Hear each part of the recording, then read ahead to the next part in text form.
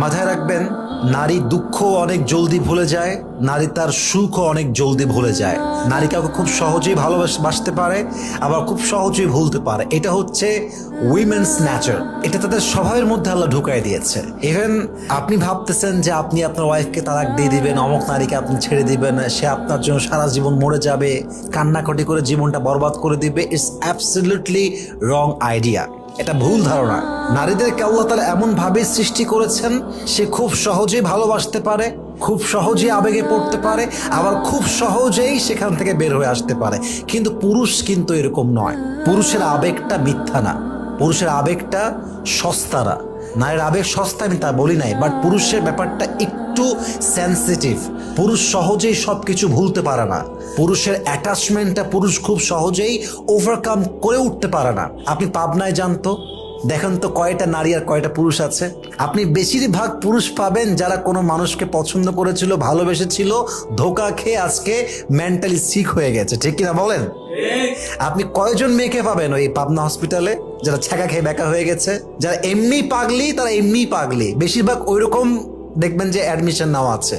কিন্তু বেশিরভাগ যুবক কিংবা বেশিরভাগ পুরুষ পাগল হয়েছে এই ইস্যু কেন্দ্র করে, অমুকে ধোকা দিয়ে দিয়েছে, অমুকে ছেড়ে দিয়েছে, অমুকের সঙ্গে সংসার ছিল, সংসার ভেঙে গিয়েছে। বেশিরভাগ ক্রাইসিসটা হচ্ছে এরকম। এটার ব্যাপারটা হচ্ছে এরকম যে পুরুষ আসলে তার মায়া, তার ভালোবাসা, তার আবেগ সহজে ভুলতে পারে না। কিন্তু নারীকে আল্লাহ সেই স্ট্রেংথ দিয়েছেন, সে পাওয়ার দিয়েছেন, নারী আবেগে পড়েও খুব সহজে, আবার বের হয়ে আসেও খুব সহজে।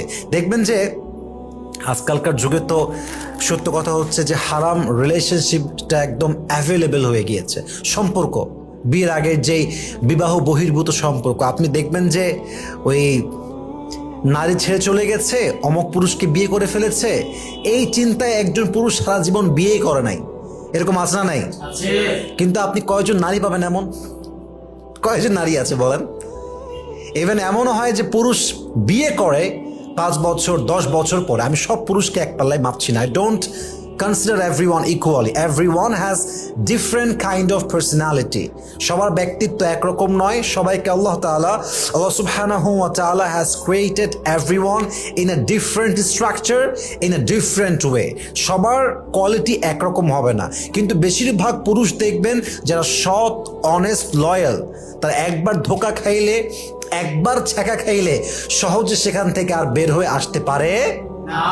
অতএব আপনি যদি ভাবেন যে আপনি আপনার ওয়াইফকে তালাক দিয়ে দিবেন বা তাকে ছেড়ে দিবেন, আর সে সারা জীবন আপনার অপেক্ষায় থাকবে আর বলবে আমি আপনার অপেক্ষায় আছি, 5 বছর হয়ে গেছে, আমি অপেক্ষাতেই বসে আছি, নো, এটা হয় না। বাস্তবতা একদম ভিন্ন। তবে সব মেয়ে একরকম না। আমারও বলছি সব মেয়ে একরকম না। অনেক মেয়ে অপেক্ষা করে, অনেক মেয়ে 15 বছর অপেক্ষা করে, 16 বছর অপেক্ষা করে। রিসেন্টলি আপনারা দেখেছেন দেশ স্বাধীন হওয়ার পরে একজন বিডিআর যে জেলে ছিল, সে ছাড়া পাওয়ার পরে 16 বছর তার ওয়াইফ তার অপেক্ষায় ছিল। পরের সবাই সুবহানাল্লাহ। এটাই হচ্ছে ভালোবাসা, এটাই হচ্ছে মায়া। কিন্তু এটা খুবই এক্সেপশনাল, খুবই রেয়ার, খুবই কম।